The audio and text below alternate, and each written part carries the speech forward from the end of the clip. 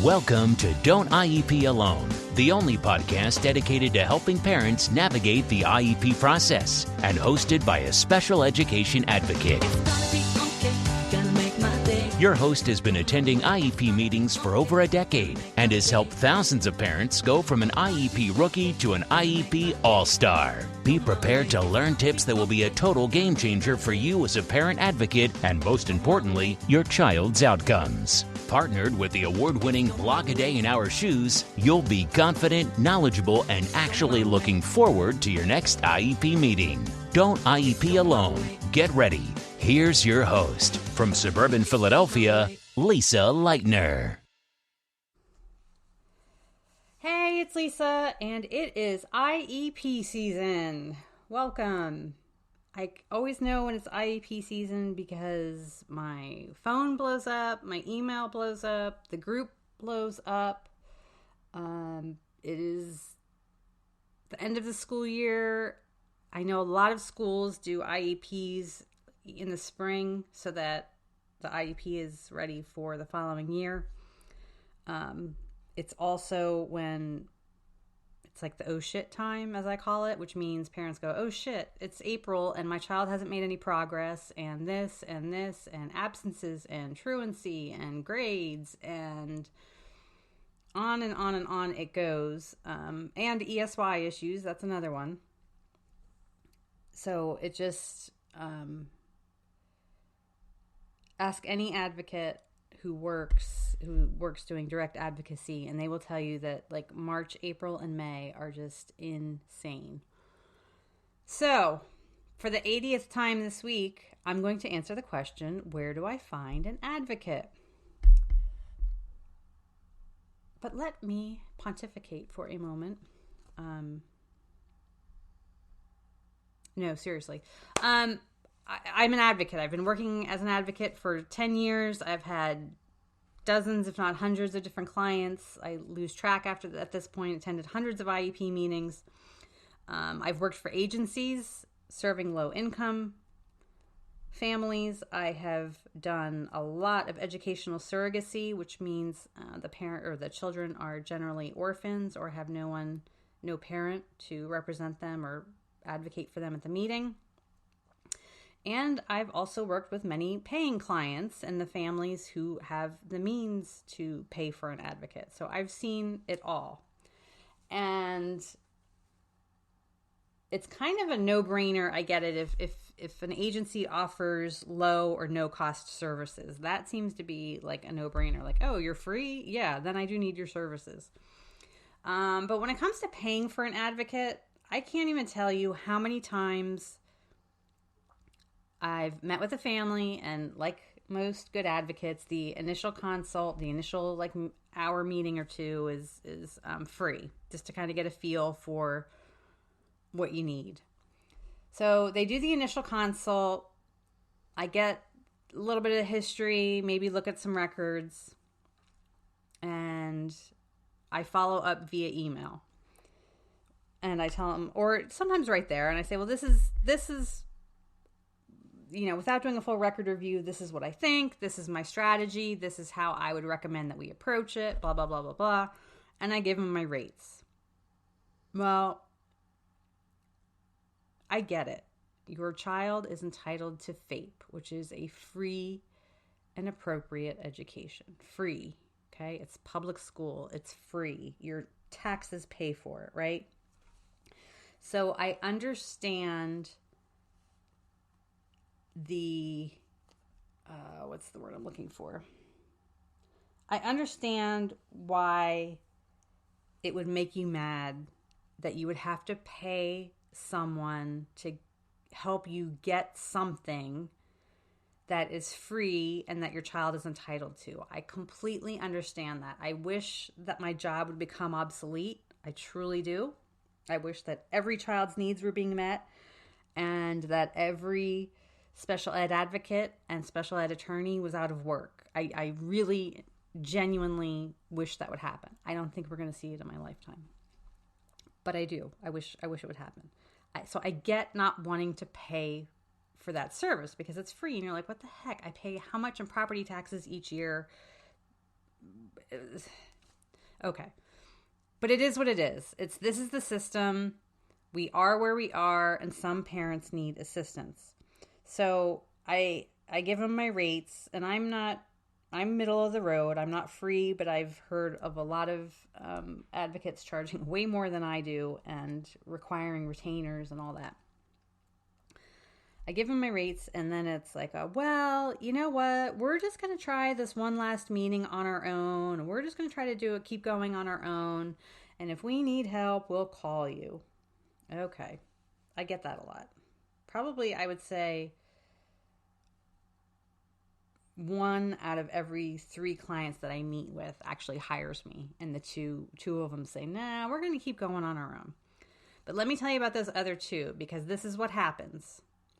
6 months, 9 months, a year down the road, they call me, they email me, and they're in crisis. I once had a client, whole thing, well, we're going to keep going on our own. We're not going to hire an advocate right now. Mom literally texted me on Thanksgiving because she needed help, because the day before, the school had her son 302'd. Do you know what that means? It means that he was involuntarily committed to a mental institution.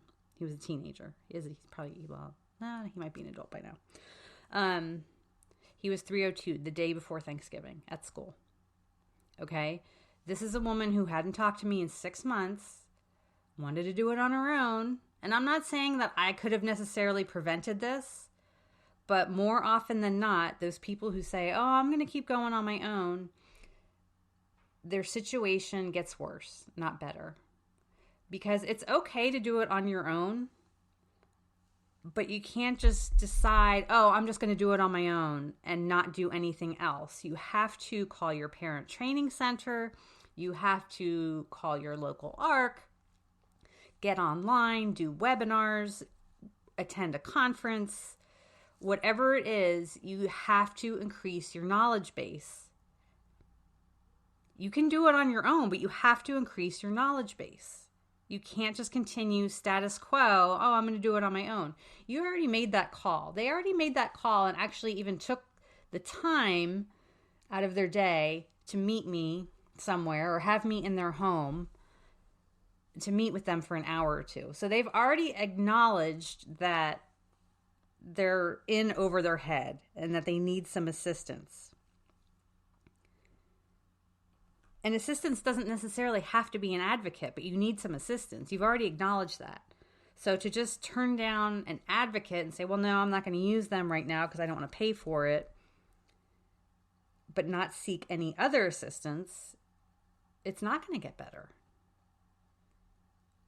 There are lots of parents being served well because moms bust their butt. They get tons of advice in our group. They post their parent letters in our group and get input and have people help them proofread them and bounce ideas around. And again, they're increasing their confidence because they're increasing their knowledge base. So if you don't want to hire an advocate, that's fine. But if you've already admitted on some level that you need an advocate, then you need to do something. Because if you call me right now, I'm turning more people away than I even know what to do with right now because I'm just too busy. There just are only so many hours in a day that I can even attend meetings. Let alone having time to write emails for people and do records review and all that. Okay?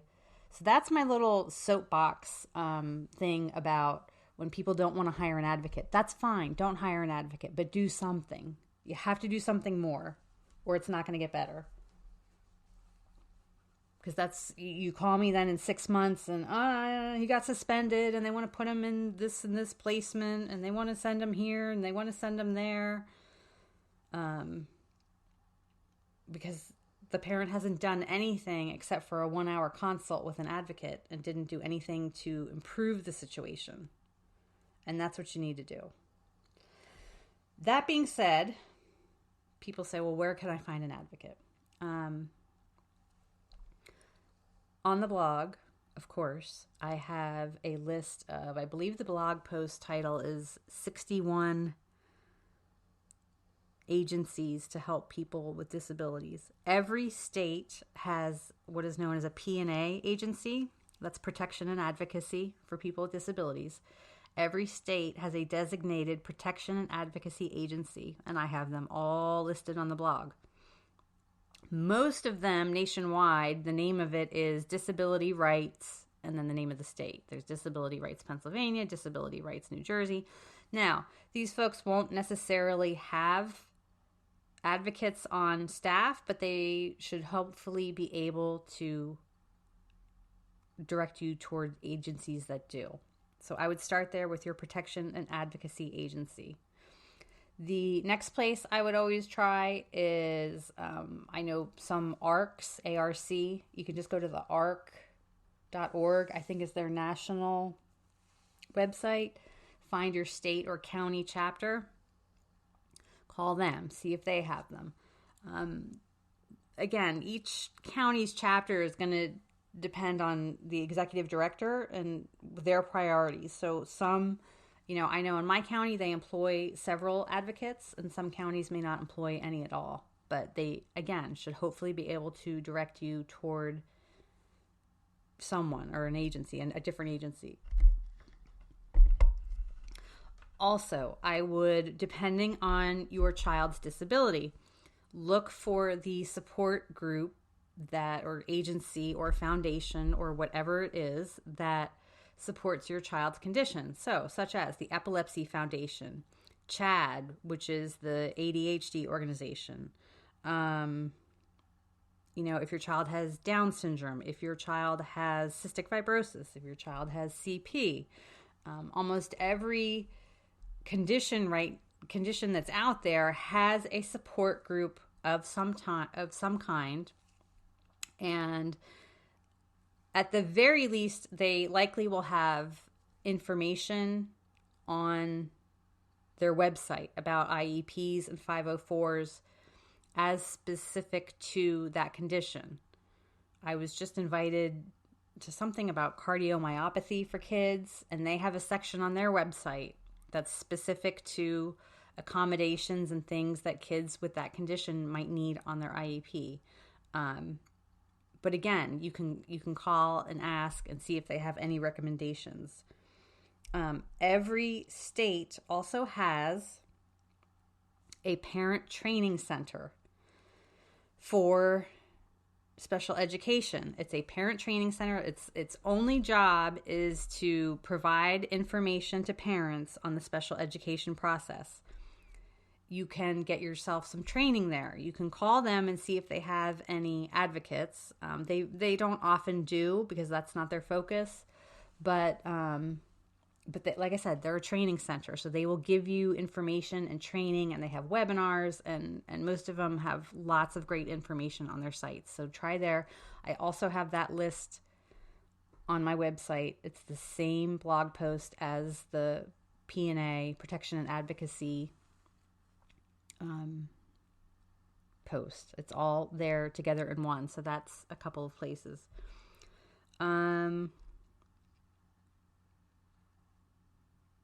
You can call. You can always do a search on Google. You can always do a search on Facebook. You can always call if there's a special ed law firm that you know of and you're not ready for a lawyer yet. You can tell them, hey, I don't think I'm ready to file for due process yet, but I would like to know, are there any advocates that you work with? Some of them, they should all, I work with several attorneys, so I would hope that they pass along my name just the way I pass along theirs. So you can consider calling lawyers. Networking with other parents. Just ask around. Just ask your neighbors, ask your friends, ask your child's friends' parents. Just ask. It's networking. It's about building that tribe of support. So I think, is there anywhere else I would look for an advocate? it's going to take time. I get it. It's time consuming. It might cost you money. But these are the cards we were dealt. And I just feel like, you know what? If you're going to do something, do it well.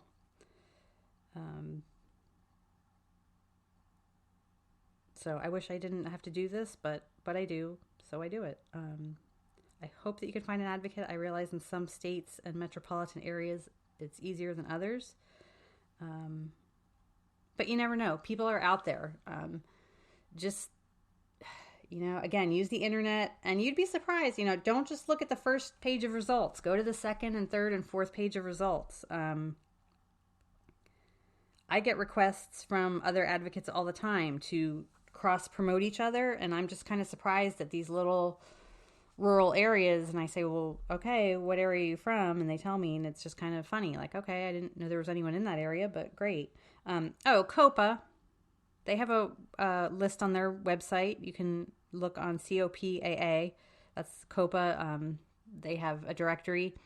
And Rights Law has yellow pages for kids. Just Google Rights Law yellow pages, and that'll come up. And you'll find advocates there. And I can't believe I forgot those two. Community groups on Facebook. My little local community Facebook group is very active, and people are looking for recommendations all the time for different, roofers and landscapers. And sometimes I get tagged in there because people are looking for special ed advocates, and people ask in the group, and then someone else is like, oh, I know Lisa Leitner, and they tag me, and there you go. So that's another area. So I hope that you find what you're looking for. Again, if you're not going to hire an advocate, fine, but please do something. Make an advocate. Create a pact with a friend that you're going to be her advocate and she's going to be yours, and learn the process together. That's another option. So, busy IEP season. I have more meetings and phone calls and stuff to do right now, which is why I've been kind of phoning it in and doing short short podcasts, just because I've been so busy with actual work. But take care, have a great rest of the school year, and have a great day. Thanks for listening to the Don't IEP Alone podcast. No parent should have to IEP alone. And with a day in our shoes, you don't have to. For more IEP assistance and letter templates, visit adayinourshoes.com. For ongoing assistance and support, follow our Facebook page and group.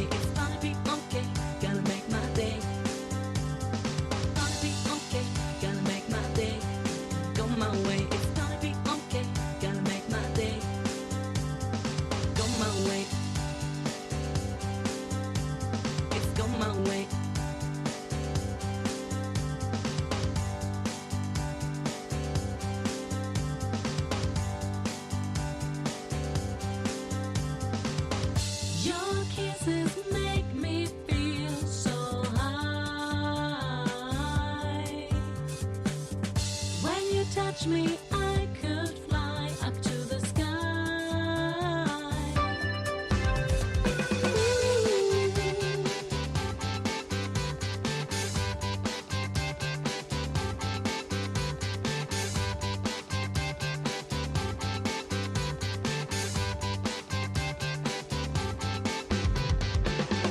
Every day I'm on my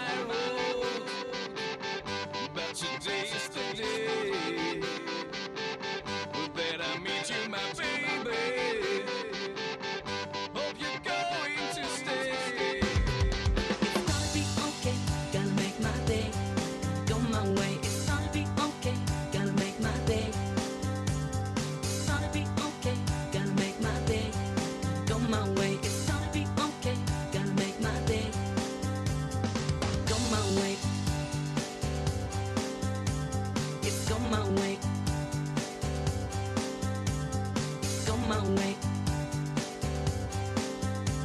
It's go my way. It's go my way.